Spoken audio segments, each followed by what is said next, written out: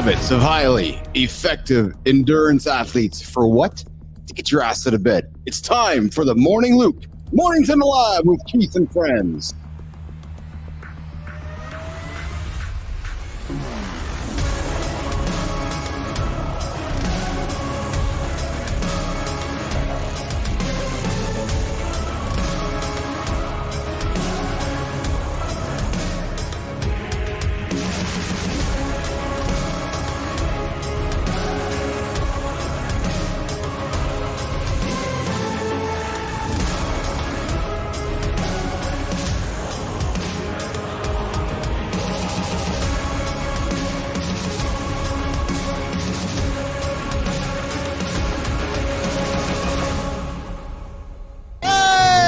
I got a new sound. Nope, I don't got the other one. I got the bagpipes today. Let's get up and dance. All right, so that's what happens when the internet goes out first thing before the show. Yeah, so I sit down at the desk and get the internet started, and the fucking thing doesn't. Oops, I forgot to tell you guys. This show has extreme language in it. Uncle Keith might drop an F-bomb. Yep. Johnny might drop a couple bombs along the way as well. So I invite you guys to put those headphones on for the kids. Put the headphones on for the kids or walk them out of the lab this morning because we got some energy coming into the lab this morning. Rich Ingram is joining us to talk about the habits of highly effective endurance athletes. We're going to talk about what you need to fuel up as an endurance athlete. Hey, listen, nation. Business is endurance. Endurance is business. They're one and the same. And if you are a business person looking to drive your business to the next level, this is a show you want to be on because we're going to talk endurance athletics, which actually is really about business. Business and endurance all in the same. And then coming up in the protein break, we're talking the fuel you need to build your business. Today, Mornings in the Lab. And of course, on center stage, Daniel Hall. Oh, yeah, we got a real-time superhero. We got two superheroes in the lab today, Rich Ingram and Daniel Hall. Daniel Hall is the man. Wow, we're going to introduce you to Daniel. 7 foster children and the guy who wakes up every single day fighting fakery on the social web. But hey, let's get Uncle Keith off stage. Let's get the rest of the team up here. Let's get chatting. Let's bring up Marty. Man. Bring up Johnny. Good morning, brothers. What's happening? Let's bring up Rich Ingram. Let's bring up Kristina Flynn. What's going on, guys? So, Richie, what did you think of the opener today, man? You have not experienced the opener yet this morning. Dude, I loved it. I loved how you got up and danced. It really set the stage. I know. Bringing me back to my Scottish roots, man. Well, I know that. So listen, I had a meeting with Tina yesterday, and guys, I haven't had a chance to tell you all this yesterday, but Tina sat down and we had a wonderful meeting, and she said, Keith, I really want to talk about your dancing. I was like, yeah. She's like, I think it might be some of the most exceptional dancing I've seen in my life. I said, I know. She goes, the way you move your hand. She did not say that. The way you move your hips. Oh, goodness. Yeah, I know. She's like, you might even show like some of those dudes that are awesome dancers how to dance. I'm like, I know. Exactly. So, Tina, I thank you for the compliments this morning. Producer Flynn. Going around the table. What's up, Jon Andersen? How are you this morning, brother? I'm great, brother. I'm looking at the way you're dressed. Are you doing the show from out in the cold? Looks like you're all wrapped up for a cold day in the snow or something. Well, actually, he's got a jacket on. He's got a black shirt, black jacket. He's got a nice black hat, black glasses. And yes, Johnny, I did put the old thin, what do you call these hoodies? But I got his jacket over top. I got my nice black Kangol toque, and I got my nice my glasses on this morning. But it's just a little cooler here this morning. It's 12 degrees Celsius, Johnny. So what's that? About 0 degrees, I guess. This hat right here, this is actually one that doesn't breathe well. So it's a little cooler here. So this is my version of your jacket. That's it. There you go. Excellent. Marty, what's going on, brother? How are you today, pal? I'm good, man. I had the sweatsuit on today, so it's a little chilly and rainy here as well. But it's not that cold. That's it. Marty's wearing black, less brunches, more crunches with the gold embossed. Yeah, man. Come on. We do it different over here, man. That's it with the traditional red Beats headphones. And of course, we got Richie Ingram joining us here this morning. Richie's joining us in the black Nike t-shirt, backwards hat, black headset on. What's going on, Richie? Oh, not much. It's a little bit warmer here in Austin, Texas. We're about 75 degrees still. Ooh. So, there you go. Yeah, I thought about going shirtless today. But I knew Jon Andersen was in the show, so okay. So apparently coming up on Wednesdays is going to be Shirtless Wednesdays with Rich Ingram and Jon Andersen. Tina Flynn, how are you today, kid? I'm good. I just want to clarify. Yes. Oh man, you're a liar. Get him, Tina. And Yes. I would never say that about your dancing, because I don't even know if your moves, we'll call them moves, would classify as dancing, because it's just like well, listen, I only have so much camera space to fit my large frame in, because you guys know I'm the size of Jon. That's what it is. And brother, that's the fact that we can't see all of what's going on is, trust me, is working in your favor. Yep. So stay up close to the camera, because you're getting a lot of slack. If we could see the whole gig, it would be a different conversation. Oh my God. You're here in the Morning Loop with Mornings in Live with Keith and Friends, the only morning show to get you guys going in the morning here. We got some comments coming in from the side here. We got our friend from the future. Oh, Enzo's joining us this morning. Good morning, Enzo. Good to see you here this morning. Speaking of the future, just a quick shout out to my beautiful, lovely sister, Sherry. Happy birthday, kid. I saw her yesterday and wished her happy birthday. She's like, well, no, it's not my birthday. And I'm like, all right, well, I'll wish you happy birthday this morning. So happy birthday, sister. Good morning to you. Good morning, good time. And yes, good time. Stop hitting the snooze button or you will miss my dancing. And hey, we got Daniel Hall hanging out with us in the green room, coming up on center stage in about 6 minutes. We're going to meet Daniel Hall. He's banging on the bagpipes. Absolutely. And good time. I will keep being me, because if I keep being me, people keep showing up. That's how it works. That's how we're all just keep being ourselves here. That's how it works here. So let's see here. Yeah. Nope. So here we go, nation. We know we got fans and stands and all of our members here calling you guys out. When one of our folks in the comments are saying, Keith, you're the only one dancing, so they can't judge. That's like Marty and Jon. That's like people coming in the comments and chatting you guys out, and you guys just kind of saying, yeah, but we're doing this and you guys aren't doing anything. So I think Good Time has a point there. Thank you, Good Time. Yep, I think Good Time has a point there. Good Time. Stop trying to take my job. Stop trying to take my job, Good Time. I see you. Oh, hey, so I got a quick topic this morning I want to throw on the table for the Morning Loop, and I'm looking at you, Andersen, because I'm telling you, every time I look in my fridge, I see your head on my eggs. And then I read a story this morning about a man who ate over 700 eggs in 1 month, who revealed the toll on his body. Now, I'm thinking that some of you are going, well, that would just be, who would eat 700 eggs in a month? Now, Marty, I'm looking at you, brother. I'm suspecting that you and I both think Jon Andersen probably eats 700 eggs in a week.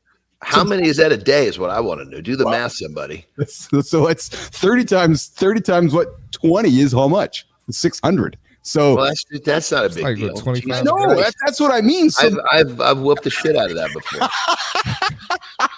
So that's what I mean. Like, the headline is 700 eggs in a month. I'm going to suspect that Jon Andersen can probably kill 24 eggs in a sitting. Am I right, Johnny? Let's just kind of talk about this for a second. You know, I mean, I could, but I mean, I don't. That would be like trying to put 10 gallons of gas in a 5-gallon gas tank. You don't want to put in more than can be used. But when I was on the road, especially in Japan, eggs were one of my biggest, sources of intake. And so, on a long day, I would be eating, a single meal would be 5 or 6 eggs, hard-boiled eggs, and I might have 6 or 8 of those. So do the math on that. Multiply that by 30. Marty. No, thank you. I'm good, man. Well, and remember, if you heard remember the story, there was a good chunk of that time where I was eating these son of a bitches with the shell on. Jesus, Murphy. Remember telling that story where they told me I was making too much of a mess on the tour bus? Just miniature little pieces of shell on the ground.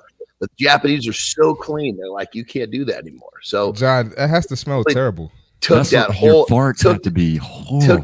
egg, put it in my mouth at once, chewed it up with the shell, and I said, "Can I do it like this?" And they just sat there quietly. So I said, "I guess we got a deal." So those of you tuning in right out of the Morning Loop on Mornings in the Live, we're talking about eating eggs. There's some gentleman that ate 720 eggs in a month, and Jon Andersen is talking about crushing whole eggs with a shell. So I just want to pause and hang on that for a second. Like, this idea of shoving an entire egg in your mouth and crunching the entire shell. So there's nothing left, John. Like, actually nothing left. It's like eating salt on the egg, and when you're done, like, your hand is empty. Like, just so we're clear, right? Like, you eat the whole. Yeah, you take the whole thing. It's got the shell on there. You just put it in your mouth. Remove your hand and go to town. Eat it. You chew it up and swallow it. Yeah. So Rich, Mr. Endurance Athlete, could you imagine going on a 100-mile trek and sitting down with a couple dozen eggs and crushing them whole? Rich Ingram. No, not at all. Not even one. and then hold on. And then I got to crack some humor. My good friend Marty over here, who we all love protein here. But our friend Christopher Martin does not love eggs. So Chris, when you hear this, what goes through your mind? Jon smelled terrible after that. Hold on. Let's get this straight. I'm gonna smell terrible no matter what I'm eating at that quantity. So let's not worry about that part of the equation. But if it already stinks, it's worse. Listen, when I'm eating 5-6 pounds of beef every day, oh my God. I mean, let's be on what is it? You're talking about some rotting flesh? You're talking about some, eggs. It's all gonna have a stank. Oh, I feel bad for Terry. She goes to the bathroom after. Dude, I'm telling you right now, I've made videos saying if you have a woman that deals with the stuff like I got, you need to thank her. You need to be appreciative because she is a fucking warrior. I don't know if Rich Ingram and Daniel Hall know what they got themselves into this morning. Tina, I'm going to flip it over to you for a final comment here before we bring in the accountability check-in, but I'm seeing your face, and I'm just wondering, as the female on the tab here, you're thinking of Terry, you're thinking about your own house, you're hanging out with a bunch of men that may smell, and you're listening to Andersen. Not this guy. Talk about all the food that he eats and the eggs that he eats. What's going through your mind there, Kristina Flynn? I dated a bodybuilder at one point, and the protein fart has got to be the worst fart in the world. So I can't imagine what the egg fart at that quantity is. Well, we got to see a system. See, what we do is there's only one toilet in the house, right? Four bathrooms in the house. There's only one where I'll take a dump. So there's only one toilet that's got to get cleaned, at least from that capacity. You clean that one? No, hell no. I don't clean it. I don't clean it. The cleaning ladies, funny enough, that when the cleaning ladies come, she'll go check that toilet because she said, look, they didn't sign up to clean this kind of a toilet. And I'm like, that's so kind. Yeah. Man. Oh, man. All right. So listen, coming up to this part of the show, we're going to take a little break. We're going to walk our guests off the stage, our friends off the stage for a quick moment. I'm going to get up here at the accountability check-in and walk Marty. There we go. Let me see here. Yeah, Johnny, flex him up there. There we go. All right. So listen, the accountability check-in. The self-made man. Listen. The self-made man's a myth. Yeah, there. I said it. Yep. Grit and grind matter. But no one makes it to the top alone. Never. Behind every great win, there's always someone next to you. Eminem had Dr. Dre. Steve Jobs had Steve Wozniak. Serena Williams had her dad or her sister Venus. Hell, I got Marty. I got Jon. I got Tina. So take a moment to pause today. Look around and acknowledge and appreciate the people around you.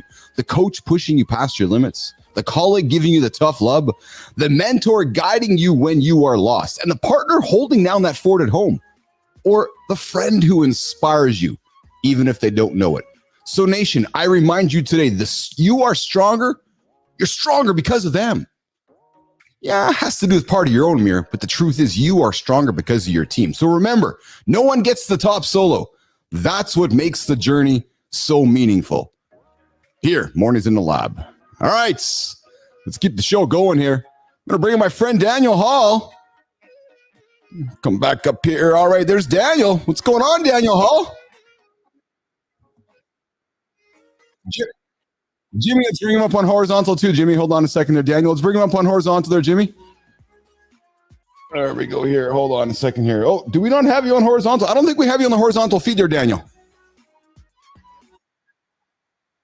Yeah, we got to get you on both there. So I'm going to pull you off for a quick second. We'll get you up on the both. So we'll get you on 2 tabs. Okay, brother? Hang tight. All right, cool. Okay, so we're going to bring the rest of the team up here and acknowledge the comments here. We got coming up in the comments. We got David. We got Grumpy Old Man. We got Peter. We got Good Time. Yeah, we got everybody popping up here. Let's see here. We got Marty. Going to bring Marty up here. Going to bring Richie up here. There we go. All right, guys. Hey, I got this for Jon. Oh.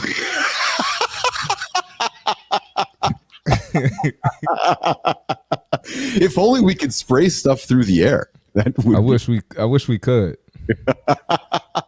We're going to bring Daniel Hall up here in a second here. There he is over there. All right. We're going to bring him up here right there. Put Daniel up there. So Daniel joins us all the way from Maryland. I know he's joining us from Maryland. Marty. So are you guys neighbors or what? Where in Maryland are you exactly? Hagerstown. No, we're not neighbors. So Daniel Hall, I invited Daniel to center stage today, guys. Nation, Johnny, Richie, Daniel is a superhero. And what I mean by that is Daniel gets up every single day, taking care of, leading the charge with his wonderful family.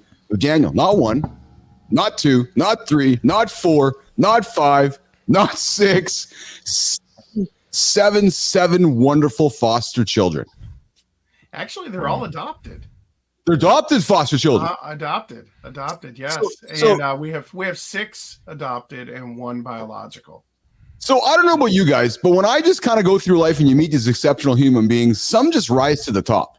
And Johnny, Marty, Rich, you meet somebody like, oh yeah, you talk to them, you get to know them, and then you lean into what they do, and you're like, yeah, I have some foster children, and yeah, I adopted them. And you start talking to this fellow, and I had a coffee with Daniel a few weeks back, and I loved getting to know Daniel. Like, Daniel, I want to have you on the show. I want to get to know what it's like raising a family. Your wonderful family of adopted foster children, and then I want to talk for a few minutes around fakery on LinkedIn and social media, because you also have a side job, every pun intended, where you like to wear the white hat and just maybe create curiosity. My term, create curiosity around what's happening behind the scenes on the social media platforms. But before we go there, Daniel, let's lean into being an exceptional dad of these foster children, these adopted foster children you had. What put you and your wife on that track to make that journey of choosing this kind of life, Daniel? Well, I gotta get my distance here. Jon Andersen's been eating eggs, so Marty's got the spray. Marty's got the spray. Hey, I got you, John. Here you Good. go. All right. Here you go. Pass it over.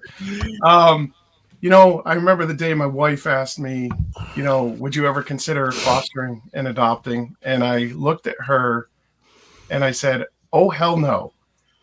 I'm not going to have to. I don't want to ever parent a child like I was growing up. I grew up in foster care, was saved by the Halls, and I just didn't want any parts of that. But as we got deeper into that journey, I saw myself vicariously through our children's eyes, as a foster kid. Yeah. All the lying, the cheating, the stealing, the hoarding of food, it was all right there in front of me. I'm like, oh my God, this is me. And it was so healing for me to go through that. And it inspired me to actually train over 450 foster families on what it's like, the good, the bad, and the ugly of fostering and growing up in foster care. Wow. So my wife just has this way of reaching into your soul and capitalizing on the best parts of you. She does that with me. She has to do it with me because I'm the biggest kid in the house. Yeah. So, she takes away the negativity and she inserts the positivity in there. And she helps me understand what the trauma is, how to work with that trauma, how to tell when the kids are hangry, when they're tired. So she's just that amazing soul that's the backbone of our family. That's exceptional. Johnny, when you hear Daniel talking and I see you leaning in there and I see your ears perking up and you know a little bit about Daniel's story, 7 kids, foster children, talks about his wife being the anchor. What do you hear? John, when you're hearing Daniel talk, what's coming to mind for you, Jon Andersen? Just how he's talking about his wife is exactly how I feel about Terry.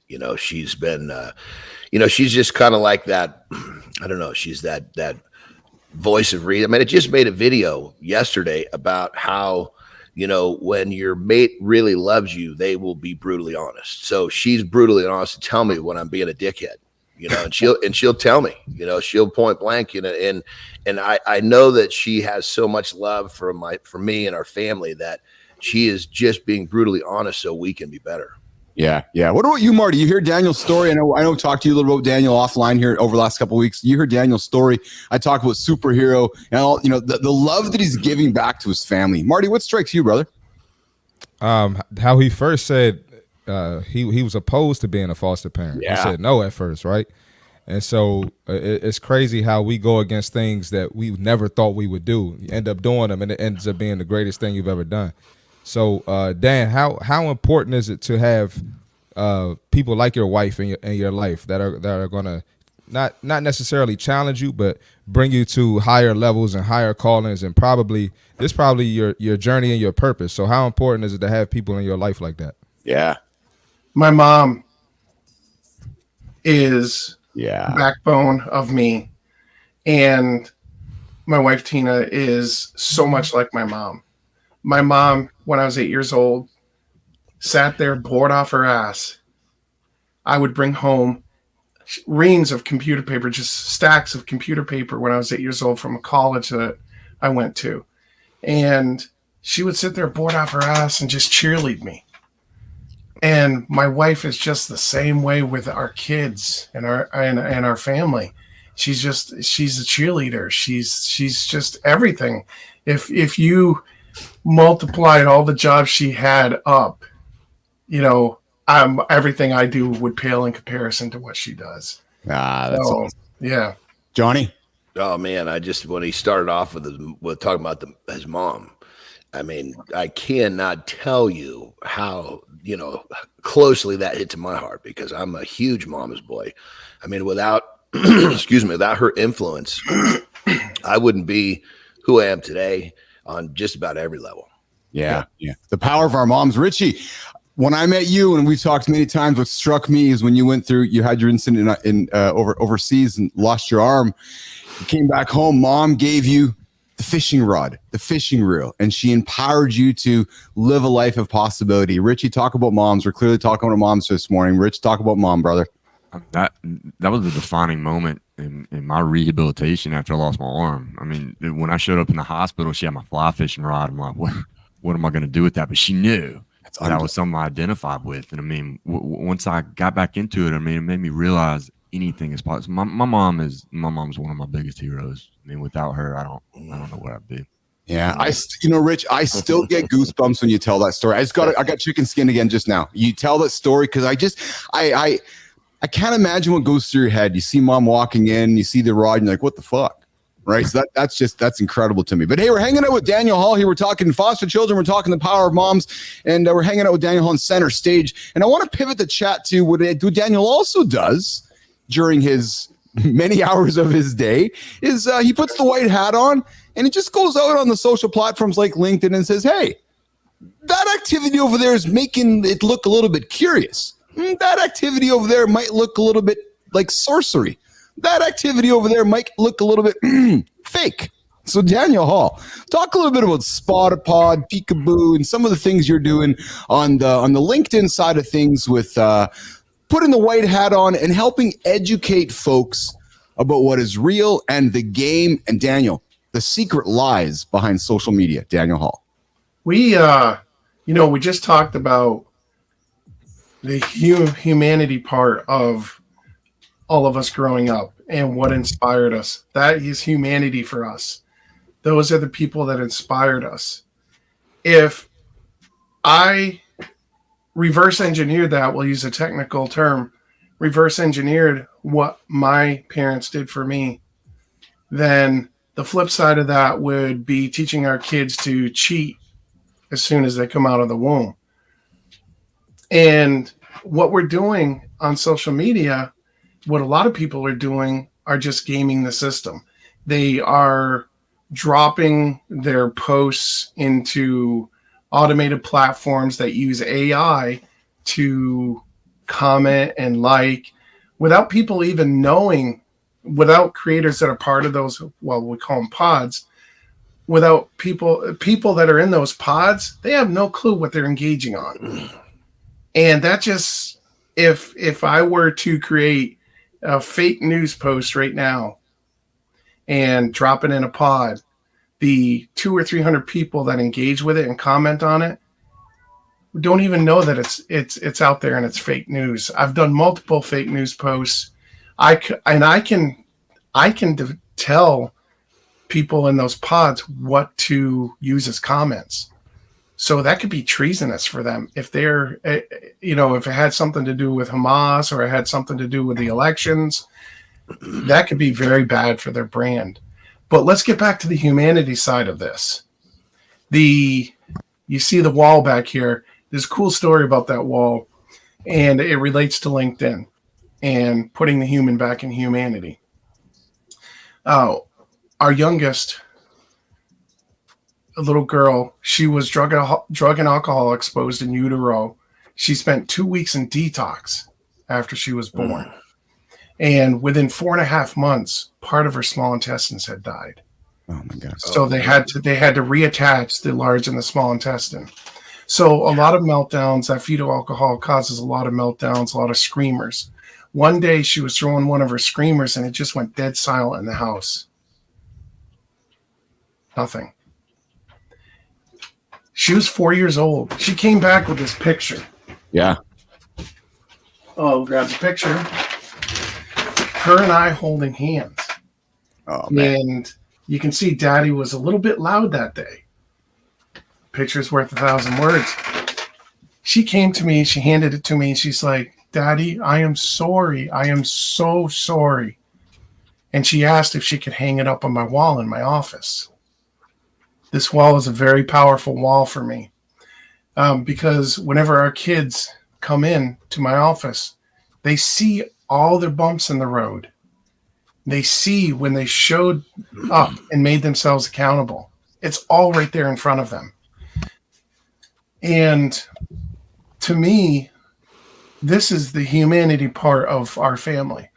And to me, it took a 4-year-old little girl to inspire me to write software that would calculate how much time we spent with each other in the comments. And I did that, and being inspired by a 4-year-old little girl who wrote her first book now when she was 7. She's 8 now. Last year, she wrote her first book. She would drop her teddy bear off in my office and ask me if Teddy could go to daddy daycare. And when she was 7, she said, Dad, I'm ready to write my book. And I'm like, what? She says, yeah, I want to tell people how Teddy plays when I'm away. Yeah. So, yeah. So that, I mean, I really wanted to preface all the fakery and stuff with why I do what I do. My why is right here. My why is my family. And my why is just making sure that we're setting our future generations up, not to cheat, but to build relationships the old school way. Yes. You know, these face-to-face conversations, the conversations that we're having right here, not, hey, you want to get married? Hey, we're going to break up. Hey, everything's over text message. This is the power of community. This is the power of being able to have connected human conversations. Yes, the power of community and the power of humanity with our friend Daniel Hull joining us this morning on Center Stage. Daniel, I invited you in this morning to talk about your family, to talk about humanity, to tease a little bit about the sorcery stuff you're working on over there. I'd love to have you back to continue that conversation, but I really wanted to root it in the foundation of who you are as a human, my friend. I respect what you do every single day. I love your purpose. I love your mission. I really enjoyed watching Richie's and Marty and John's face leaning in and their expressions as you were talking. Your purpose, like I said, your mission is exemptional, my friend. And I applaud you. I applaud you for everything you do. I love that you are focusing on putting the humanity back in social. And, you know, Marty and John, we talked yesterday or a couple days ago on the show that, you know, Harvard did a study that 85-year-old people, when they were dying, what did they say? It was social connections, what they missed, right? It wasn't worrying about cholesterol. It wasn't worrying about their social media accounts. It was that social fitness that they talked about. So Daniel Hall, I know you're practicing it every single day. I thank you for joining us here in the lab this morning. Will you come back and hang on again to get into a deep dive with us? Just let me know when. Awesome, my friend. You come back and see us again. At this point, we're going to do this. Oh, no, where's that? Yeah, there it is. Marty, your turn, my friend. And listen, nation, see, we had a friend, JJ Heff, came to us and said, hey, I need a workout from Marty. I'm like, all right, we'll put Marty onto it. So Marty's, I got something for you, JJ. Coming up, Marty's fit tip of the day with CMarty, Christopher Martin. Yes, sir. All right, let's do it, man. So we got, I titled this, Know Your Limits, fitness and business aren't about shortcuts, all right? And I'll tell you why I named it that in a little bit. So just to sum up JJ's post that Keith was referring to, basically sometimes pain isn't the good kind, and that's a lesson we all need to learn, all right? She went on a bike ride for 25 miles, and she hadn't been active for a while. We're going to talk about this some more. She thought she would be fine, all right? She felt strong, and, for the first few hours, but later she got some leg cramps, and, she found herself trying to hydrate, and she did not like how she felt. So the first lesson out of this, fitness is a journey, not a sprint. You got to push yourself, but build gradually. So a lot of people, it's human nature. We fall off from fitness. It's easy to fall off. It's easy to find excuses to fall off. And what people like to do is they like to jump right back into it. You don't do that. All right, work your way back in gradually because your body's not used to that, or the body's not used to it anymore. So work your way in gradually, or you're going to have leg cramps like JJ and be super sore. And it's very painful because you want to work out and be able to go the next day. You want to be able to get that consistency. So, always remember it's a journey and not a sprint, and be careful how you jump back into it. And then the next lesson, recovery. That's just as important as the workout. You got to recover. Don't ignore your rest. Make sure you hydrate. Make sure you stretch. Make sure you warm up, or you're going to pay for it with things like leg cramps, Charlie horses, super sore, which being sore is part of it. Me and Jon Andersen get sore, and Keith gets sore sometimes. Nope. But you don't want it to be unbearable to the point where you can't get up and work out the next day, or your soreness is lasting a week or 2 weeks. All right. So now fitness is the greatest parallel to life. So let's bring this to life. All right. Let's talk about businesses that jump into rebranding. They don't do the prep work, right? They change the logo, they change the colors, but they don't even know who they are. They haven't even established themselves. They haven't even established, that customer base. They haven't established the trust with the customer base, but you're trying to change things, right? So don't just jump into things, okay? Establish your foundation. And remember, there's no shortcuts in fitness, just like there's no shortcuts in business. Prep work matters in both of those, right? Or you'll be left in pain wondering what happened.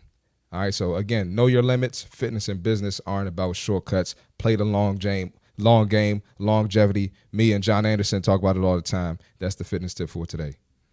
Fit tip of the day with Kristina Martin, CMartyFit. Every single day, 8:30, we drop it with you guys. Give you guys something to think about. JJ, that was for you today. And today we're going to pivot the chat we're talking the 5 habits of highly effective endurance athletes with our friend, co-host Rich Ingram. And good time, boys, check this out. Good time's a goal for 4 weeks now. That is awesome. Good time. That is awesome. And I'm glad that we are part of that journey with you. Listen, you hold us accountable. We hold you accountable. We do this together. We're accountability partners. I want to throw this in. Good time is on my podcast too. I love that. Right. So if you want some more fitness stuff specifically, go ahead, hop over there because we're going to keep you on track. That's it. And Marty, when can folks find your podcast, brother?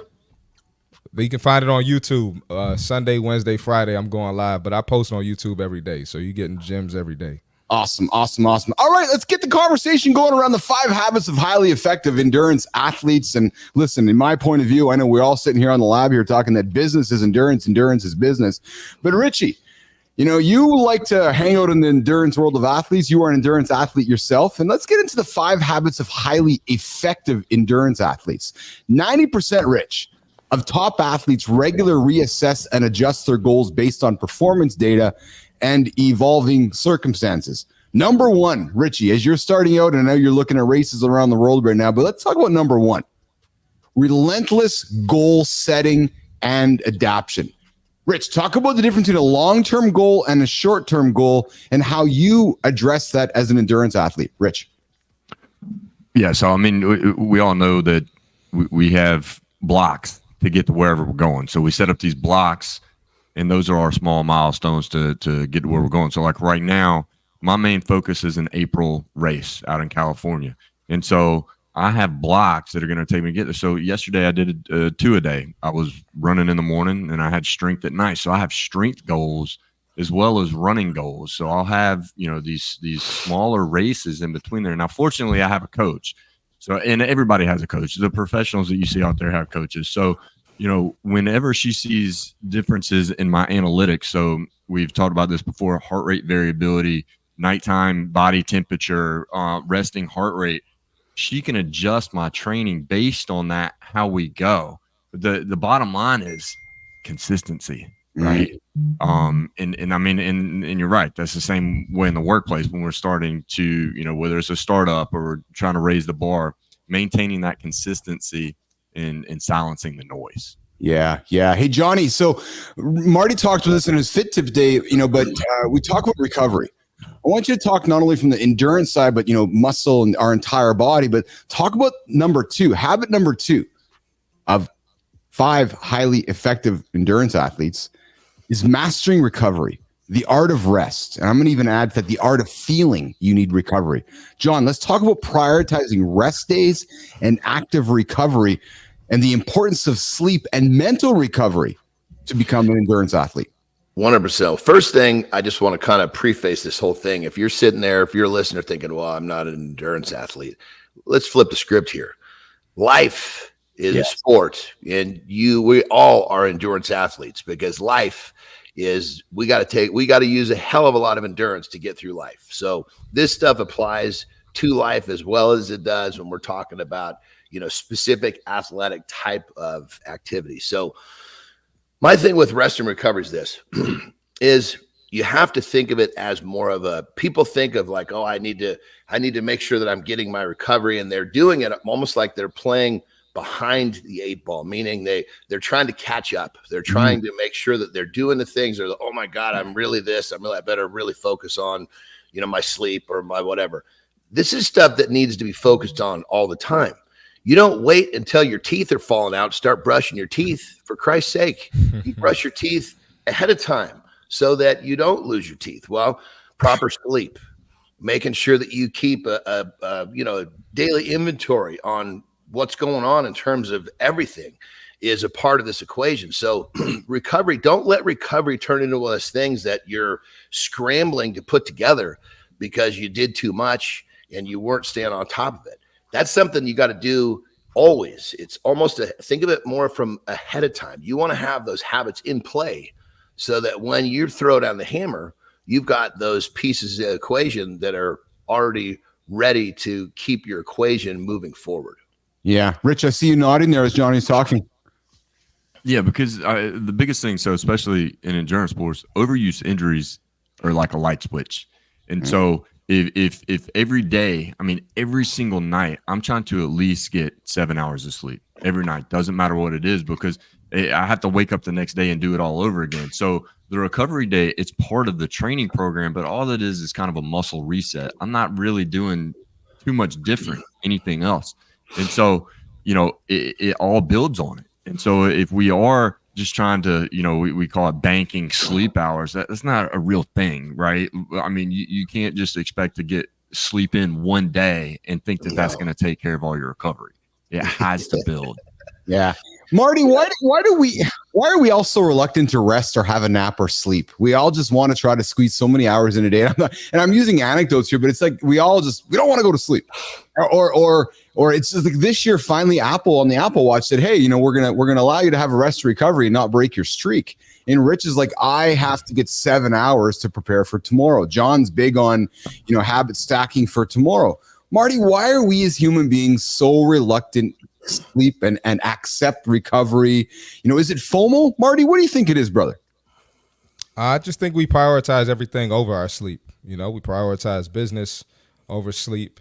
We prioritize, it's going to sound messed up, but we prioritize family over sleep, which, of course, sometimes you're going to have to sacrifice sleep for your family. Yeah. But it shouldn't be to the point where, you're getting 3 hours of sleep every night. You got to figure out how to still be the great dad or the great mom and take care of yourself too. I just think it's not talked about. People aren't educated on sleep. They aren't educated on how important it is.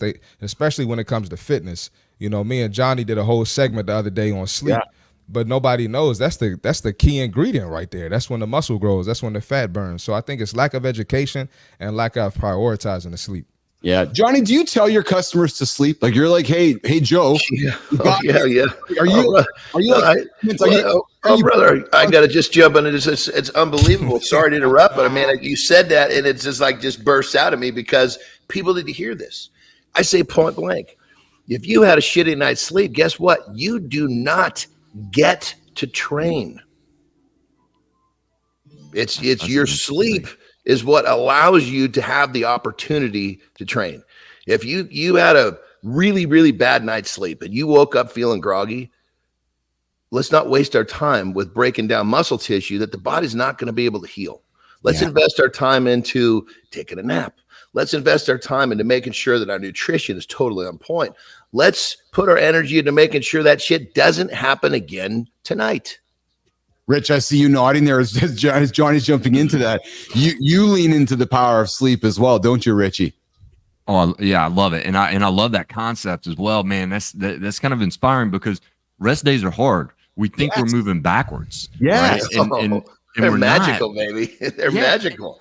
You know, and I try not to focus too much on what my watch does with the data. I try and read into the data because it'll throw stuff out there like your performance condition is negative. That's horse shit, you know. But it will give me, you know, in the details what those numbers are. But when we take that Garmin and we can see that it'll say unproductive. And a lot of times that's correct because you're overtraining. And so just because you're going harder doesn't mean that you're being productive. You're moving it. I mean, your VO2 max can go backwards. Yeah. And sleep resets that. Yeah, that's powerful because, you know, you're right. So today is rest and recovery day, Wednesday for me. And Johnny, you know, again, you fucking teach me something every single day. And I'm, you know, chasing the feeling. And I got up, did my morning routine, and I was like, even though it's rest and recovery day. And I'm mentally having to tell myself, Rich, slow down, accept it, accept the rest, accept the recovery. And John trying to find the feeling of that dopamine rush. Do you know what I'm trying to say, John? Where, you know, when you do a lift or you get your heart rate up, you get that dopamine rush. I don't know how to get that when I'm resting and recovering. What do you tell your clients, John, with that? So I don't want you, and we can even literally talk about you specifically. Yeah. Excuse me. But I don't want you to do nothing. I don't want you to feel unproductive. Yeah. I want you to get I want you to check those boxes, get your dopamine. Just don't lift any heavy shit. A little bit of blood flow is going to be really helpful in your body getting back to par. But let's not create any more stress. Let's look at this as activities based upon what's going to be helpful to get the body to recover, not what's going to be harmful. Yeah, that's exceptional. All right, you're hanging out with Keith, John, Rich, and CMartyFit here at 8:47 here on the Eastern time here on Mornings in the Lab with Keith and friends here.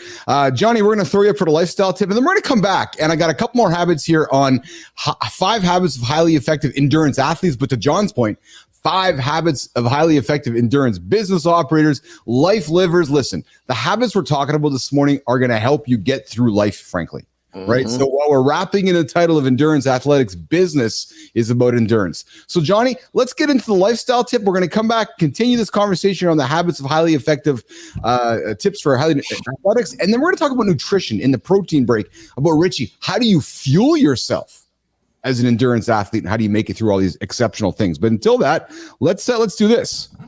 Oh, there's that sound. John's got to come up here with his lifestyle tip. Hang tight, Richie. Hang tight, Marty. All right, let's get it. All right, check this out. Your kids, they don't give a shit what you say. They care what you do. Your kids are 75% more likely to live the way you live. If you're a smoker, they're 75% more likely to smoke. Whatever dumb shit you do, they're 75% more likely to do that dumb shit as well. So here's the tip. Let's look at this from a different perspective. Your self-improvement is not selfish. Your self-improvement is going to create a physical display. We're talking about exercising. We're talking about eating right. We're talking about doing the things that you need to do to make a better version of you. You need to live a life that is going to give them the roadmap for them to be a better version of them. Because whatever you do, they are 75% more likely to follow in your footsteps. So let them be a reason for you to do the positive things in your life to grow, rather than an excuse to do the dumb shit that you may be doing that's keeping you the same, that's ultimately going to have them live a life that you don't want them to be living. That being said, lead by example. Rock and roll. Great tip. Lead by example. Johnny, in light of our conversation with Daniel Hall today, man, what a great tip. I was inspired by him. I was like, okay, I'm bringing one about the kids. I can't not after that.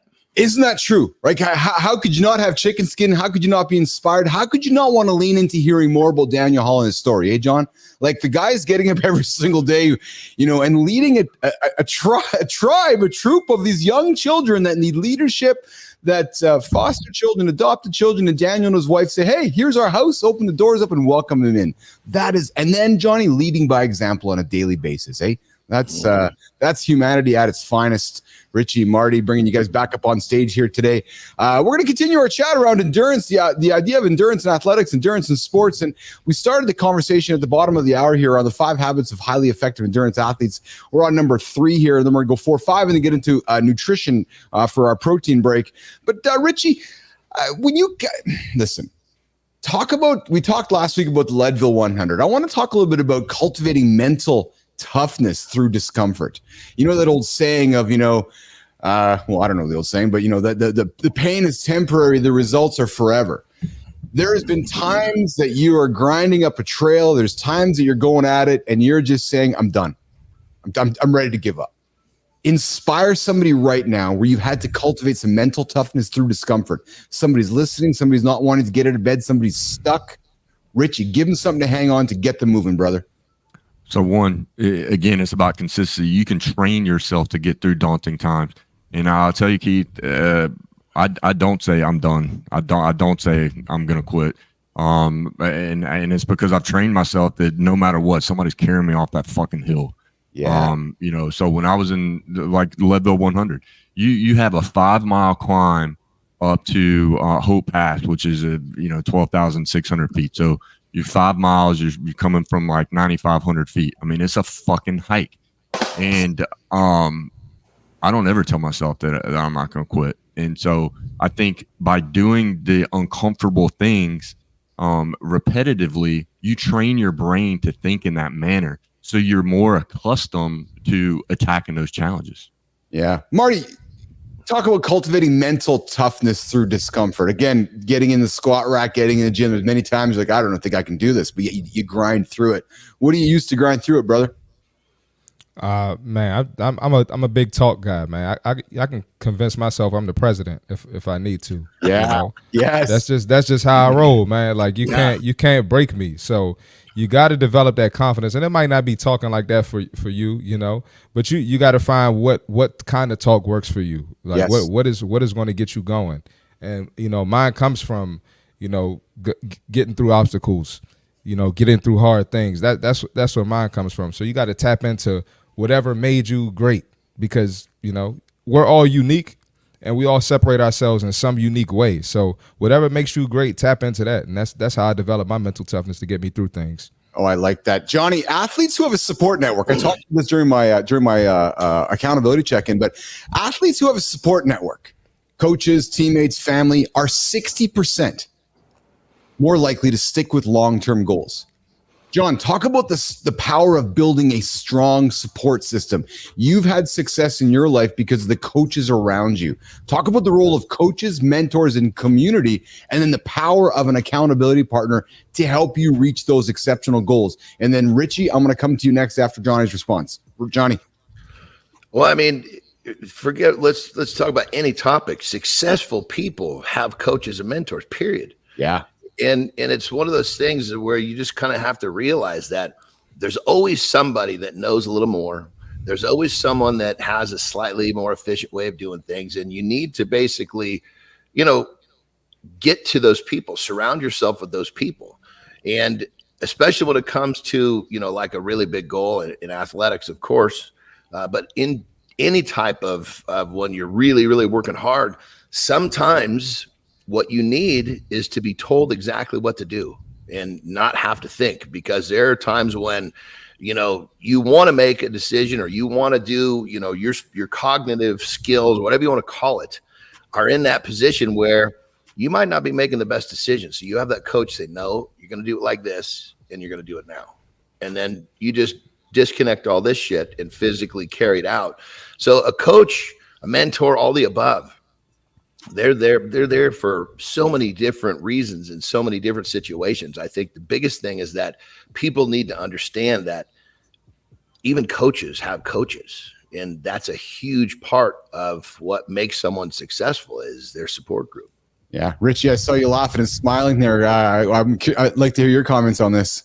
That was exactly what I was thinking. So I have one of my best friends. He is a coach, and he's running the Moab 240 coming up here in a couple weeks. He has a coach. And the reason why is because it takes emotion out of the process. He's going to want to build his schedule to just crush it, to keep going. And his coach is there to say, hey, hold on, man. We got to scale back. And so it's to take emotion out of it. And also, I like a coach as well in that support group because maybe I'm self-conscious, but I don't want to let them down. They put a plan out. They have certain expectations. I've set expectations for myself. So that's how I hold myself accountable is like, all right, this is a team effort and I'm going to do my part to get there. I love that. Hey, just a quick, I got to pause here, guys. Johnny, you can relate to this, man. I just got a wonderful text from my wife. And I love getting wonderful texts from my wife, Johnny. You know, those texts that come out of the blue that put a smile on your face, those ones that you're like, oh, that's what you're thinking right now. I love you, baby. I love you, Lauren, and I love the text. And you know what, Johnny? It's always nice when there's a picture attached to it too, eh, brother? So there you go. I guess it depends on what the picture is and who's sending it. I love you, sweetheart. I appreciate that this morning. Put a big smile on my face. And boys, you got yourself a partner. You got yourself a wife. Girls, you got yourself a partner. You got yourself a wife. Send them a text. Tell them you love them right now. Stop, pause, pick up your phone. Tell your partner you love them. Send them a picture. Send them a message. Because you know what? I just got one from my partner, and it made me feel exceptionally freaking awesome. So if I can remind you right now to do that. And Johnny sends a message to his mom and his daughters every single morning. So Lauren, they wake up to a message every day. Before they wake up, boom, I shoot that thing through, whether it's a nice little phrase or just a heart. They wake up from some love from me. I love that. I love that. And Nation knows how much I love my pet. My love Lauren, and she's putting a thing on the screen here. But all right, so we're talking 5 habits of highly effective endurance athletes. And Rich, you said something with your Garmin. Habit number 5, data-driven performance, tracking and analyzing progress. Now, this is intriguing to me because I know we got old school Andersen on the call here, who writes everything down. And we got Marty kind of in the middle here. I'm a data-driven guy. Richie, do you lean into data nonstop, and does that drive everything that you do, or how do you balance data compared to how you're feeling? Talk about data-driven performance, tracking and analyzing progress. Richie Ingram. So I pay attention to the micro data and not the macro data. So I have a Garmin Enduro. It's going to tell me based on a set of data what it believes my performance condition to be, what my training readiness. I don't pay attention to training readiness. I don't pay attention to performance condition. What I do pay attention to is the micro data. So for me, let's say when I'm running, I'll go back and look at what is my ground contact time, what is my cadence, things like that. I'll look at again, heart rate variability for my sleep and during workouts, because what those numbers say is like, hey, I might need some rest. But I'm looking at the trend line of that single data set. One outlier is not going to change how my training is. It's just not. But over time, if I have a few days where something is happening, or for example, I had a big race, I'm running, and my heart rate is elevated more than it normally is, and that happens for more than a few days in a row, I'm changing something because that's a trend. So yes. That's my point, is I focus on single data sets and trends, not how Garmin compiles multiple sets and tells me how I'm doing.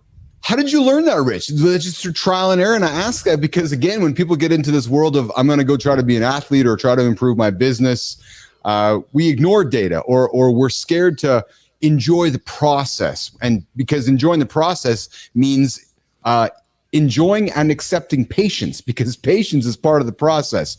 How did you learn, Rich, to accept the process, to endure the patience, to analyze the data, and not just rapidly make changes daily? Does that make sense, Rich? Yeah, absolutely. Consistency. Yeah. And I think I strive to, be the best version of myself. So, I mean, a lot of research, a lot of trial and error, a lot of failure. I think everybody gets this watch and they focus on their body battery. That is a whole lot of different numbers telling you what, how accurate is that? Or they focus on what the Garmin and all these watches will tell you what your VO2, that you can't do a VO2 max test on your wrist. It's just, you just can't. Don't focus on that. So I focus a lot on, we call it RPE, so perceived effort, right? Yeah. And so I try and be the most efficient that I can. When I'm just doing a regular endurance run, I want my heart rate as low as possible, but I'm managing that to how I feel and how fast I'm going. And based on that, I can kind of tell how well I'm performing. And so, and I can make shifts from there, but it's all about trial and error. But the biggest thing is, man, you just got to get out there and fucking get after it. Just keep going, stick to the plan, and make adaptations as you go. I love that, because you can have all data in the world. You can have everything you want around you, information everywhere. But if you're not fucking getting up and getting after it, everything's meaningless, right? We talked yesterday, John's like, there's this. But if you're sitting around looking at this, nothing's happening, right? So don't focus on the micros, focus on the macros, get up out of your bed, get going.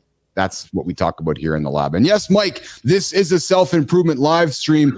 If you want to call it that, this is called Mornings in the Lab with Keith and Friends. We get up every single day, helping our audience, helping everybody tuning in today, help achieve their big, audacious goals. Today, we're talking about the 5 habits of highly effective endurance athletes, endurance humans, as we're knocking into the second hour of Mornings in the Lab on today's show. And just to wrap it up, the conversation, we went through the 5 of them. Number 1, relentless goal setting and adaptation. Number 2, mastering recovery, the art of rest. I heard it very clearly. Don't sit around and do nothing, but embrace the rest so that you can get ready for tomorrow. Cultivating that mental toughness through discomfort, building a strong support system, data-driven performance tracking and analysis, and those are the 5 that help you guys get going and getting after it. And we're going to touch on nutrition here during the Morning Loop Reloaded here, which I'm going to introduce here in a quick second, but I'm going to do this first. All right, guys. We're rejigging. Is that the new name real quick? Is it Morning Loop Reloaded? That's actually kind of snazzy. Yeah, I'm going to. I haven't told anybody. That's it. Is that what? Talk to me about that term, Mark. Where does that fit into your? We can do a better term. We'll work on it. We got snazzy. time. Snazzy's no good. Is that like smoke-a-ronies? I think it's better than smoke-a-ronies. Yeah, that's like smoke-a-roni is like that's like freshman B team. What I said was at least JV. You know what I mean? I'll give you that. I'll come up with the varsity term. I'll come up with the varsity term. Sounds to me like, John, that was like you going up to a girl and being like, "Could I be on your dance card, Mrs.?" All right. There's something about using like the language from 4 or 5 decades ago that intrigues me. Like I say, my drawers. Who says drawers when we're talking about their underwear? Oh my goodness! I'll tell you that much. Hey, you're hanging out with Keith, Jon, Marty, Kristina Flynn, and our Rich Ingram here joining us this morning. Golden Codex is doing work for us. Thank you, Golden Codex. Yes, hit the like button, subscribe to the show. We are building this morning show right in front of you guys, the airplane that's flying. We're building it as we're flying it. And at this point, producer Flynn, who's our personal branding expert. So what we do here in the Business Athlete Performance Labs, we build business athletes. We build superheroes. We help you guys get unstuck. We help you guys hit those big audacious goals. Maybe you're waking up today, you're looking in the mirror, feeling shitty about yourself. Maybe you got a big gut. Maybe you're just not feeling good about yourself mentally. Maybe you want to go achieve a race. Maybe you want to go and lose some weight. Maybe you want to go and do something special with yourself. Maybe your digital profile, your CV, your resume is stuck. Maybe you're thinking, I got to get a personal brand for myself. Well, the person we're going to bring on stage here, we're going to do a personal brand bite with Kristina Flynn. She's going to talk about how you can consider that personal brand, building it, and how we can help you here in the lab. So Flynn, let's talk personal brand during the personal brand bite. My mouth's full of marbles right now. Then we're going to come back for Morning Loop Reloaded and talk more about endurance and nutrition and a couple other topics before we get into Marty and Jon in the gym. All right, let's do that. So Flynn, you are up. Hold on, Keith, real quick, brother. I got a dribble coming on. Yes, you do. So Johnny's leaving for this. I do too. John? The old guys like can't hold it. Like an elementary school teacher, Keith, you put your name on the board before you leave to pee. They got to ask for permission is how it works, I guess, right, Flynn? That's how it works. Holy shit. I guess so. Okay, so listen, I think this is the sound effect I had here.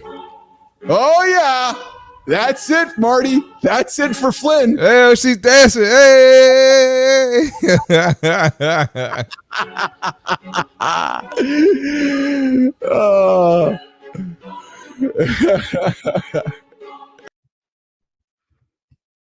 All right. Let's get after it. Okay. I talk about it all the time. Sharing your story is simpler than you think. Just bear with me. So it shouldn't feel overwhelming, but I totally get it. It can seem like a lot. The good news is that you can do it and you can start to share your story in just 15 minutes. Give me 15 minutes of work and build these 2 simple lists, and you will have everything you need to get started. So first is your primary list. So your primary stories are really, these are broad facts about your life. Think of things like where you've lived, where you were raised, where you traveled, where you went to school, your values, your beliefs, whatever your family dynamics are, any kind of health conditions or hobbies that you've had, anything that shaped who you are. Your second list, and you can just write these things down. Very, very simple. Your second list are specific facts that prove why people should listen to you. They're not necessarily just broad facts about your life. They're about your life and how that's connected to your audience. So the jobs that you had, the roles that you've had, the expertise that you bring to the table. What are your qualifications? What are your failures, shitty bosses, industries that you've been in, any career defining moments, both good and bad. Once you have those lists, here's what you do now. You start weaving those into your talks, your intros, your contents, your keynote, your LinkedIn profile. Those are just little tiny bits. You don't want to do it all at once. You just want to do it piece by piece, and I call them micro stories. Simply me saying that I'm a basketball player and I grew up playing ball, I played college basketball. There's somebody in this audience right now that's connecting to me in a different way because they are connected to basketball, or they are connected to sport, or their sibling or their cousin played ball just like me.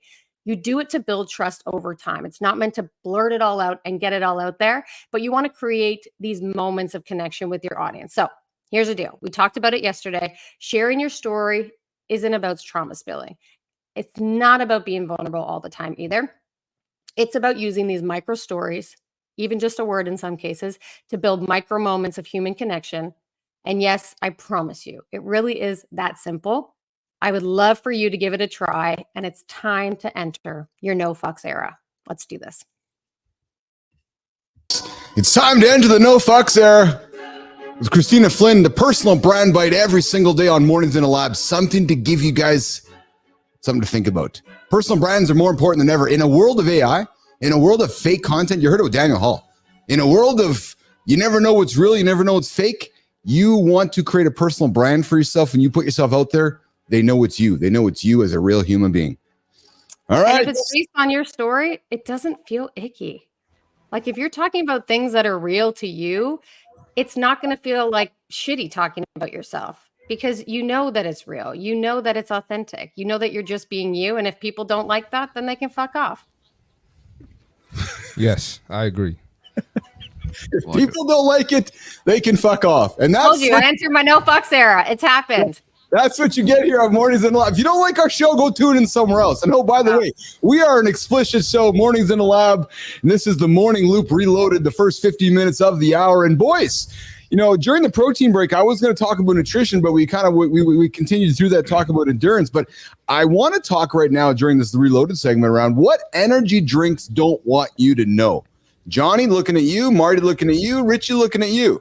Arnold, in the Arnold Schwarzenegger newsletter, put something out. There's a recent study, guys. A new study suggests you might be wasting money on energy drinks that charge a premium for extra ingredients. The question is, can you get energy out of coffee, and do you need to buy all these extra energy drinks? Energy drinks are marketed as a proprietary blend of ingredients designed to boost mental, physical performance. Researchers, John, Marty, compared a drink with 200 milligrams of caffeine To a drink with only the same amount of caffeine, the scientists measured attention, mood, hand grip strength, and push-up endurance. Get this.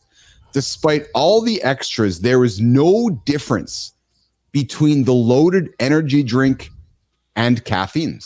In other words, the benefits could be attributed to consuming 200 milligrams of caffeine, the equivalent of about 2 cups of coffee. The bottom line is this. You don't need an energy drink. If you go have 2 cups of coffee, you're gonna hit the same benefits, according to this study. John, I see you nodding here, brother. Yeah, I mean, I've been a caffeine guy from the jump, back before there was even such thing as a pre-workout. And I just feel myself through all of my year,s What's so funny? I'm just wondering what pre-workout was 40 years ago. Yeah, I mean, pre-workout was literally, it was Vivarin and Nodos pills is what we took. So hold on here. Wow. What are those? What is Vivarin and what is Nodos pills? Exactly. It's caffeine. It's caffeine pills. Oh, okay. Okay. Yeah. So Nodos, I mean, they were both 200 milligrams per pill. And, we would basically start popping those, about 30 minutes before the gym. By the time you get there, you're highly caffeinated. Yeah. And it was like, keep in mind, we always looked at whatever little research we had. It was hard to find before the internet. But there was studies that talked about high levels of caffeine slowed down lactic acid buildup. So, man, we walked to the gym just going like this, And, I mean, when it comes, even as times move forward, I've tried plenty of different products, and there's a perfect example. Like there's niacin in many of the products, and that's kind of a cool supplement on its own. But I guess I'm just, when it comes down to it, I try not to put all the shit in my body. I don't mind the caffeine, I don't mind the niacin, but what else is? I mean, even the colors, are bothersome to me. Yes. We got Shelly joining. Shelly Spence. So, hey, what's shaking, Shelly? Good to have you here this morning. I remember those, she says, and Dexatrim as well. Richie, are you a coffee guy? Are you a caffeine guy? Or are you a performance? Do you like to stuff a lot of performance enhancing drinks in your body? Coffee, and I don't do it for performance at all. I think that you don't need any of that stuff. You need to develop your body so that it can build on itself without those things. Now, I do for recovery, protein. I'll take straight up protein just because I'm not that great at getting it into my diet. But other than that, no, I don't. And again, I'm not coming from a huge strength background. I'm in the endurance world, so my diet is going to be a little bit different than other folks. Yeah, I don't think you need all that stuff. I drink coffee because I like it. Yeah, Marty, you're a coffee guy? No, Marty, I know you're a coffee guy, but do you do? Are you also a performance drinker too? Sometimes, yeah. Uh-oh. Jon Andersen's going to kill me. No, but into the truth here, brother. No, I will. I don't do it. I don't do it every day. I don't do it every workout. But I mean, I get a lot of that shit for free, so I use it. And but I got to wean off of it because then you can get addicted to it, and then you could get to the point where it doesn't even wake you up. It doesn't do anything for you, right? So it's not good to take every day, but I indulge in it. Yeah, Kristina, you're a coffee person. Have you imbibed with any of these other energy drinks as well, or you just stick to coffee? Mostly coffee, I would say. Like if I really got to get some shit done, I try to tap it in my brain, and I'll like take a Red Bull. I'll do a Red Bull, but like nothing from a performance perspective. I very much so used to work only at night, and so I had a thing with caffeine pills. I loved caffeine pills when I was a kid, when I was younger, like in high school and university. Now, listen, I got ADHD. I take Vyvanse. That's a stimulant in and of itself. Vyvanse and coffee every morning. There's a reason why I'm wired. Did you say Vyvanse? Is a Vyvanse like a coffee pill too? No, it's an ADHD stimulant. Okay. Intriguing. Yeah. I'm highly medicated. We can talk about it anytime. We can go there. Johnny? I don't quite fit the bill. John? I mean, when it comes down to it, everybody's talking about, enjoying coffee and stimulants. And I would definitely put coffee as a pleasure in terms of the taste. Yes. And then the side effect is, getting caffeinated can help with focus and training, but I'm not going back to what I was talking about way back when. You're not going to find me taking caffeine pills now. because what Rich is saying is so true. When you develop, you're going to realize that you don't need the things you thought you needed, because the power of the mind is far greater than, some sort of pill or potion. Lauren drops in and says, easy to become dependent on those drinks and substances. And I think, John, you're relating to that. So I want to extend what you just said. So, John, you drink your coffee in the morning, a couple cups. What do you do? 2-3 cups in the morning. But man, I got different. I got 4 different coffee makers. So, man, I drink multiple different types of coffee. Sometimes I don't know how many cups I'm going to drink. It just depends on how much fun I'm having drinking it. But let's talk about this, because I'm thinking that you drink coffee because you enjoy the flavor and you enjoy what it does for you, and you enjoy it helps you. I'm going to think it helps you with hunger. It helps you with putting something in your body. It helps you. You're a big proponent of drinking lots of water, but why so much coffee? And then how does it impact your sleep at night, John? Well, I mean, for me, I have a cutoff, by noon. If I'm sleeping really well, I can, if my sleep is solid, I can carry it out to 2. But if my sleep, I feel like I need to invest a little more effort into my sleep, the cutoff's going to be noon. Interesting. And, and so, but when it comes down to it, it's I guess it's kind of like I said, it's a pleasure. It's a drink that is, call it, I guess you'd say semi-natural now, because coffee beans, are, you really got to be careful with coffee beans. They can be covered in toxins and all sorts of stuff. But it's a drink that I don't drink soda. I don't drink alcohol. So, coffee and cigars are my jams. I mean, there's a doozy right there. You give me a good cup of coffee in a Cuba Grande. Oh, brother, I'm freaking happy. I'm a happy dude. I saw Rich just lean back and go, "Oh, I'm kind of intrigued by that." He's saying to himself, "You know what, guys? You got your Johnny. Close your ears to what I'm going to tell you next. I know you're an eating guy. Marty, Tina, Richie. I fasted for 7 days once, and all I did was drink coffee with MCT oil in it, and some Makuna honey in it. But it's all I drank was coffee. 7 days, 7-day coffee and water fast. I felt exceptional during that period of time. Well, just so you know, bro, theoretically, that's not a fast, because you're giving your body some fuel. Okay. But I'm not eating food, though. I'm just having the water and the coffee.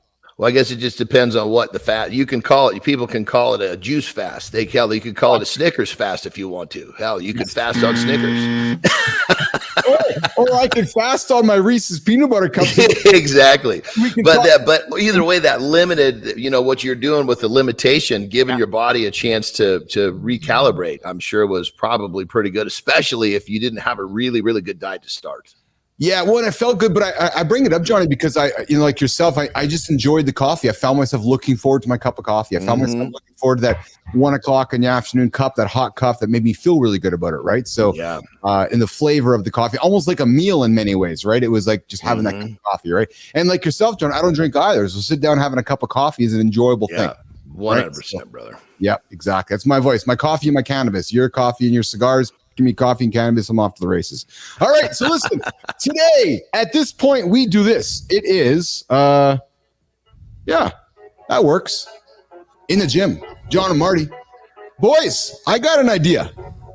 I want to hear about John's experience in North Korea. Marty, what do you think about that? Let's do it. I think we'll do this. Tina, why don't you and I get off stage? Let's leave Richie on stage with Marty and John. Richie, why don't you and Marty sit down with Johnny for the John and Marty in the gym section? And let's get to know about John's journey through North Korea as a wrestler. Johnny, you want to do that? Let's go, baby. Let's do it. This is going to be fun because I want to, Lawrence, you food chew fasted. Yes. All right, let's go. Martina, let's get off stage. Let's let these guys go to work. Marty, you're up, brother. All right, let's talk about it. So, how did the process start? You getting to North Korea? Who'd you talk to? Who'd you meet? How'd the opportunity pop up? And what was your thought when it popped up? Did you say no at first? I mean, there was definitely some questioning going on for sure. So ultimately, my wrestling career had subsided. My wrestling career was over. I'd gotten released. Now I'm a pro bodybuilder. And so I'm doing the bodybuilding thing and got my gym, and I've kind of changed gears. And then one of the companies I worked for They reached out, and it's fairly common, for them to bring you back for short little lips, for short little mini tours, little blips. Said, hey, we got this gig. You're going to be teaming with Bob Sapp. He's a MMA fighter. Did some wrestling too, big old monster. He said, we're going to tag you guys up. I said, okay, that sounds good. Give me more details. Where we're going? And they're like, well, we're going to North Korea. And I'm like, oh shit. Okay. Well, how are we? My first question is, how are we going to know we're going to be safe? And they said, well, basically we've got it all set up to where the publicist for the company was going to be doing an associated press release every day, so that because we would be monitored in worldwide news, it would be difficult for us to just disappear. I thought, okay, that's what year is this? 2014. Okay. And so anyway, so I said, okay, let's, and obviously, plus it was think of like hazard pay. It was a good payoff. So I thought, and then it's also too, one of the things I think about is, God, with the fat little boy, because he was a fat little boy and turned all those difficulties into blessings. Look at this shit that I've got to do. I've traveled the world, and how many people get to go to North Korea? And I also saw that thing with Dennis Rodman where he went there and blah, blah, blah. So it was like, okay, they're clearly bringing, some people in and out. And if it's done properly, there is some level of safety there. So I said, let's go. So I tell my mom, and she's like, oh no, you're going to South Korea. I said, okay, Mom, I'm just letting in about a month, I'm going to be going. And so many people, I told were like, no, you're going to South Korea. They're just looking at me. The big dummy doesn't know the difference between North and South Korea. And so anyway, so literally I'm at the airport, and I'm a mama's boy to the core, man. And so I called my mom and I said, hey, I just calling this. I'm getting ready to get on the plane. I'm going to North Korea. And she says, no, you're going to South Korea. I said, Mom, I'm just calling you to let you know I'm going to North Korea. I can look at my tickets and I can tell you I'm going to North Korea. She said, well, that's awfully dangerous. I said, well, Mom, I tried to tell you this a month ago. So if you had any questions for me, I could answer it. Anyway, so boom. Anyway, we went through China.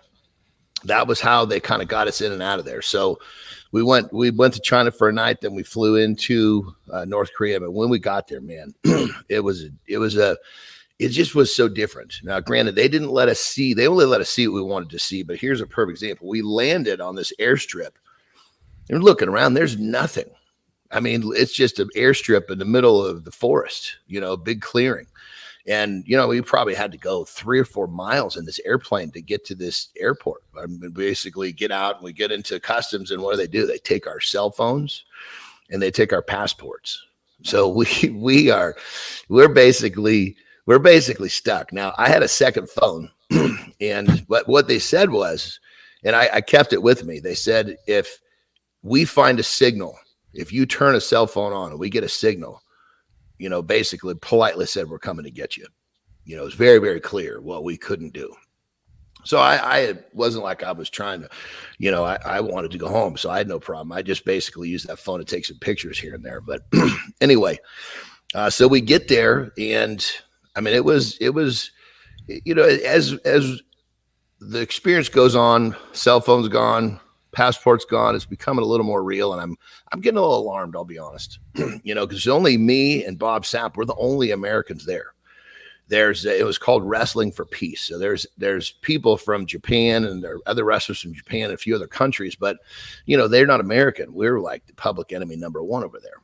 And so, John, are y'all probably the only 2 Americans in the country, though? Not just in the program, very right? possibly. At least the 2 Americans that are free. There may have been some that were captive. Yeah. Anyway, so we pull out from the airport, and as soon as we get on the road, all these sirens come, and I'm like, holy shit, they're already coming to get us. And so, and it's, you can hear these sirens coming, and there's a lot of them, and they're getting closer and closer. And this is just the part of me that's like, holy shit, what did I do? That voice in me is really starting to turn me like, oh, what did you do, you dipshit? And all of a sudden, all these cop cars, they basically go right up in front of us, pull in front of us. So there's like 3 or 4 in front, 3 or 4 behind. We're being escorted. Everywhere we went, we had a police escort. And, then we get to the hotel. And if you want to see what we saw, you watch the Dennis Rodman documentary. Literally, we were in the exact same spot. So clearly, anytime they bring someone in, they're putting them in that same. They're putting you right there, and they took great care of us. I mean, for me, it was perfect. Like, here's the kitchen, here's the dining room, and the kitchen's right there. Anytime you want something to eat, just come sit down, and there'll be someone to take care of you. I was like, talking my language, baby. So I was just plowing through steaks and everything else that I wanted to order, which was great. Anyway, so we're there, and literally every time you do something outside of that hotel, they've got someone there to follow you or watch you. You're not doing anything without some sort of an escort. And do you have to schedule time? Like, could you just walk out on the street, or do you have to tell somebody like, hey, this is when I'm going? Well, we were on a schedule, but we had free time. So during that free time, we could walk out on the street. But keep in mind, you weren't getting out on the street without somebody walking 5 feet behind you. And you figured that out real quick. So, but some of the guys were kind of cool, and they even spoke English. So I remember, starting to kind of befriend some of them because it was just interesting to talk to them. Anyway, so then the event. So we did all sorts of stuff. I mean, there's some of the stuff they showed us, like they took us to an opera house. It was absolutely beautiful. Some of them. We actually went to, I don't know what you'd call it, but it was the place where all of the leaders lived. It was like this castle. I've never been in a building that was that magnificent. I mean, we're talking 40-foot ceilings, and they took us into, it was a tour basically. And they took us to I don't know what you'd call it. It was like an area where the different generations of leaders were. So the current one, by the way, we were told not even to say his name, because if you said it with the wrong tone, that was an offense. So he just didn't say it. But ultimately, crazy. You go into this room and you see, the father of the current leader, and he's in a casket, and he looks like he died yesterday. They've got him, taking great care of him. They showed his car inside this room. They showed his favorite car that he drove. They showed, his private jet. All of the stuff that he used personally was in this room. So you were getting like a full flavor of what was going on with the previous leader. And as we went more generations, so we went actually 3 generations, to the point where you're seeing that by the time you got to the oldest one, he was looking pretty sucked up. They needed to put some more filler in him because he was looking a little. So you're looking crazy at their actual bodies, like literally, And check this out: in the oldest one that we saw, it wasn't planes, it wasn't cars. It was like, literally, it was a train. It was they went by train and boat. That's what we saw. So we went from, like really, really luxury vehicles they were driven around in and private jet to, however many generations before, where it was a boat and a train. So it was kind of a trip to see how times had changed as they had, gone through the generations and lived through into current time. So anyway, so at this thing, I'm tired, man. I'm beat up. I just won my pro card, so I was recovering from a really nasty prep, and I was just in that mode where I could just be in the middle of the day. I could just like fall asleep, So this tour, they're walking us through, and I'm like, holy shit, man! I just need to sit down. I need to lay down. I'm tired, and I keep just out of second. I just like not even thinking about it. I keep putting my hands in my pockets because I could put my hands in my pockets. I can kind of prop myself up. So I do it, and the first time I do it, I don't think anything of it. Then shortly after, I feel someone comes up behind me, grabs my forearms, and pulls my hands out of my pockets. It's like, whoa, that was interesting. That might have been the first time that's ever happened. Okay, if not supposed to do that, woke me up. I'm good. Was that woke you up? What's that? Say again? Oh no, I said was that a North Korean? Because that dude had to be nervous. I mean, you're a big guy. I don't know. He was a North Korean for sure, but he's probably thinking I do my job or I get beheaded. So I'm thinking he's probably thinking the consequence of me putting a whooping on him doesn't even compare to what he's got to deal with if he doesn't do his job. Anyway, so I'm tired, and we get to the next leader's room, and I just do it again, not even thinking about it. All of a sudden, the same thing, but it's a much more firm grip on my forearms. Pull my hands out and put them down. Like, oh Jesus, I'm gonna end this is not good. I'm not supposed to, when they tell us not to do something, we're not supposed to repeat the offense. I know this is little, but I'm thinking shit. But anyway, I do it a third time. I'm like, oh God, then now the hands are like bam on my forearms. They're pulling my hands out and jerking them down. I'm like, okay, uncle, I'm awake. I'm so just weird shit like that, And then in the arena, this was a really trippy thing. So you basically, normally you walk out into arena and you got, 25, 35,000 people going bananas, and they're yelling just because you walked out behind the curtain. Right. And we walk out with this place. It's dead silent. Nobody's saying a word. Right. I mean, you could hear a damn pin drop.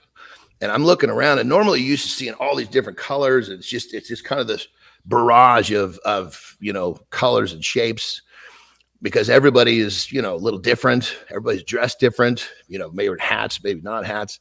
Dude, it was crazy. Everybody was wearing a light blue t-shirt, and they all had a little red pin on their left pec. And it was just like straight up. These people, they had no idea what was happening. Perfect example in the match, and Bob and I are doing our thing, and we go with our big finisher, which if you have any understanding of wrestling, what's going on.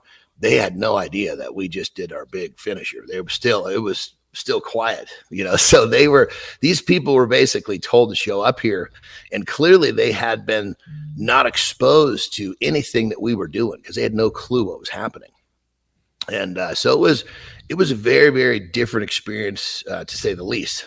So the biggest thing that happened that was scariest for me on this trip was this. So they tell us, hey, we're going to get you there. We're going to, this is what's going to happen. We'll basically stamp your passport in China, but we're not going to stamp it in North Korea. Because obviously coming home, you got a stamp from North Korea. What the hell are you doing there? You know what I mean? And so U.S. Customs, I can only imagine what they were having a heyday with that one. So I get my passport back, and they stamped it, which now is really cool that I have a passport stamp with North Korea. But at the time, I was shitting in my pants. So anyway, I get home. We go through China again, basically get home, and I'm coming through customs, and I just thought, I'm going to be totally honest, and hopefully the questions I have to answer don't uncover exactly what I did. And so the guy said, where are you coming from? I said, China. He said, okay. He saw that passport. He saw that stamp, let me through. And I was like, man, did I just dodge a bullet right there? So the North Korea trip, to say the least, was a really, really, really interesting experience. Wow. That's all I can say. Right. And I'm like, I can listen to that all day. And I think we got to do more of this with Jon in North Korea, because nobody gets to go to North Korea. So and we had Adam Marty come in and say, did you have to pay respect to the statue?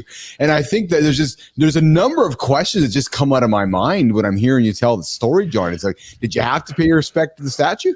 Well, what we did was here's what, and this was like an order. And this came from basically our people. They're like, look, when you go out there, I know you're all trained to go straight for the hard camera. Yeah. Do not look at the hard camera. Really? You need to turn and address the panel. And the panel was there. He wasn't there. The leader wasn't there, but I'm sure all of his, whatever you call them, henchmen were. Yeah. And there was like 7 or 8 of these chairs, right? And they're just regular people, and they're even little people sitting there.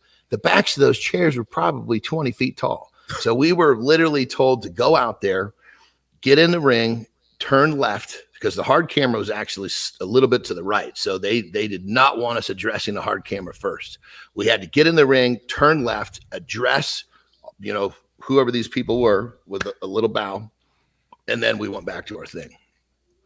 And if we didn't do that, it was going to be hammer time. And that's what they told us, that if you mess this up, we're really out of line. And basically they're trying not to freak us out too much, because obviously we're getting ready to perform. But yeah, it was, you really had to kind of take things literal over there. That's awesome. In the gym with Jon and Marty every single day. We do it here at 9:15 Eastern time. It is a segment where we put Jon and Marty in the gym, and we're going to tell stories. We're going to give you guys tips and tricks and hacks to help you guys get to the gym. And today we talked about Jon's journey to North Korea as a wrestler. And I want to come back to that. Hey, Richie and Marty, that's just it's you, Jon, as I'm getting to know you, and B, it's North Korea. And that to me is like the stories and the fact that you have a stamp in your passbook from North Korea.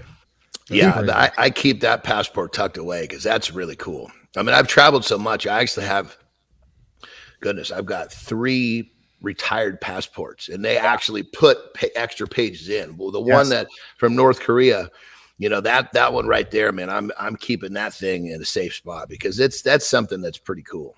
Yeah, so Nation, I've already put my hand up with Johnny. I was talking to him one day. Jon is a pencil and paper guy, and Jon has calendars, like written calendars of 20, 30 years of his life. And I said to Jon, I'm like, Jon, if the girls don't want the calendars one day when life passes you, I'll put my hand up and I'll grab them. And Johnny, I want that passport too, brother. I'll take care of it for you. I'll take and just to clarify, it's even better. It's not a calendar. It's better than a calendar. Yeah, it's a book where every single day has its own page. And these things go back to like 1992. Oh man, I would love to be in Kristina Flynn's face is just scrunching over there we're all just wondering what's in those journals because I would love to sit back and read those. Richie, Marty, Kristina Flynn. Okay. Hey, it's 9:34 Eastern time. Johnny's going to go for a quick break.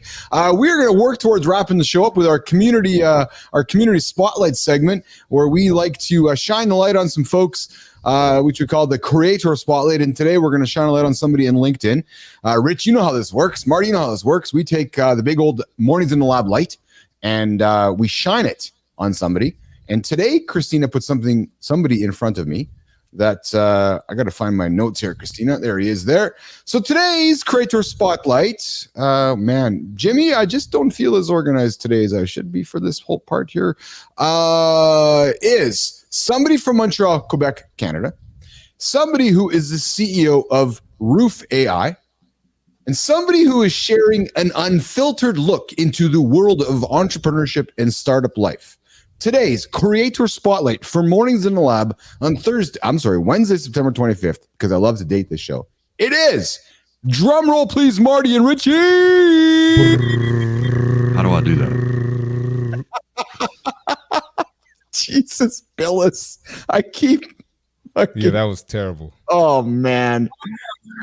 No little consideration here. No consideration for my friend Rich. Oh man. Anyways, I thought this was an inclusive show. Pierre Sabah, you are our creator spotlight today. Of myself, Marty, Rich, and Kristina Flynn. Oh man, Richie, I'm sorry, brother. Pierre, all good. I know. We're having some fun with you here this morning. Listen, so Pierre, we're celebrating here this morning. We do our little morning show here at Mornings in the Lab with Keith and Friends. We get up every single day helping people achieve their big goals, their accountability goals, and we like to celebrate what we call the Creator Spotlight. And we took some time to look at your profile here on LinkedIn and say, hey, we want to go and shine a light on this guy. And Kristina, let's talk about why we are shining the light on Pierre Sabah today. Kristina.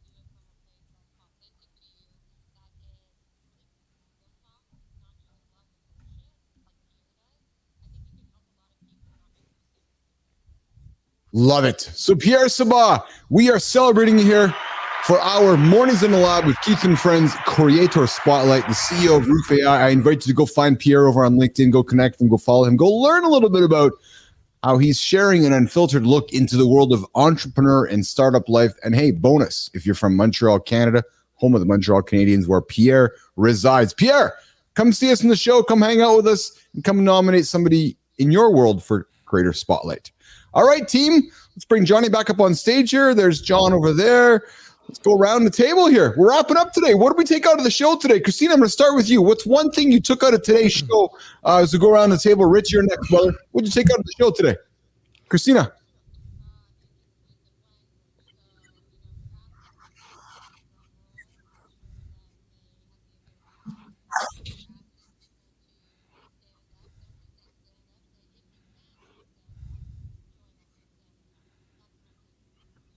Thank you, Tina. Well said. Marty, what did you take out of today's show, brother? Johnny's a hell of a storyteller, man. That was one of the best stories I've heard in a while. So, well, thank you, brother. Yeah, yes, sir. Yeah. Richie, what did you take out of today's show, brother? Listen, I love having you on Wednesdays. I love having you in the lab, brother. What'd you take out of today's show? Man, just humility. I think Dan's story really touched me. I have 3 children. I couldn't imagine having others that weren't mine. I want to give mine back sometimes to the big guy. But it's that endurance that keeps me going. So my heart's really out to people that foster and adopt because the world needs it. Yeah, that's awesome. Johnny, what'd you take out of today's show, brother?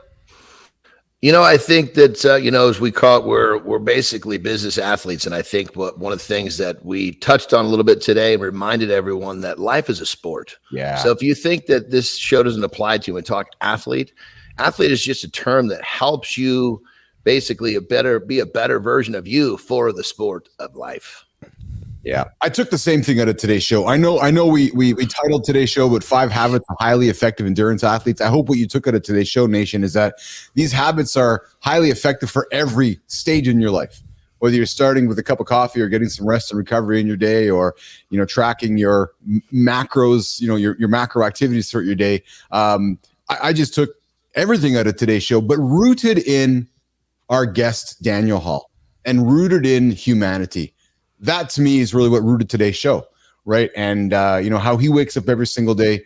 I got 3 beautiful children of my own, and Richie, I'm like yourself. Sometimes can we take them back, right? And the fact that Daniel wakes up making that choice with his wife, that's incredible to me. And then he puts the white hat on and does some good work on the internet is incredible as well. So Daniel, you can hear all the love coming from the lab over to you. We appreciate you having you here in the lab. You come back and see us again. And then, of course, we have Rick joining us. We'll let Rick have the last word, guys. Rick says, managing your sleep and recovery was a great takeaway for me. And I love John's talk about coffee intake. Guilty as charged here, my friends. And yes, I absolutely love John's conversation. But, and Rick also says that's a great show and input by our amazing guest. Rick, I appreciate it, man. I know you have a lot of choices, and Marty and I talk about this often. You have a lot of choices tuned in to a lot of different people, but the fact that you choose to spend your time with us, full of gratitude. Thank you for that, and I appreciate that. Team, wrapped up for today. What a great show. We're going to come back tomorrow, Thursday. We have Seth Kuhn joining us tomorrow in the show. We have somebody, guys, who gets up every single day, has a career, has a job, but has spent time focusing on the side hustle stuff. Talk about Marty, Johnny, the hustle of trying to get better in life. And Seth gets up and he's got a dream to go make it over there, to go take his family and raise himself up. We're going to talk about that tomorrow on Seth's. I got a question about tomorrow real quick. Yeah. What's it called? Mornings in the Lab with Keith and Friends. And we got Seth Kuhn joining us. Yeah, it's definitely not called Thursday. No, it's called. Oh man, another day of the loop. You know what's funny, guys? One day last week, John's like, "What day is it today?" We're like, "Oh, John, don't you know?" Like, they're all the same. They're all the same in John's world. Anyways, we're gonna get out of here. John, Marty, Rich, Tina, love you guys. Great show today. We'll see you guys a little bit later. Let's do this, and let's get out of here. See you guys.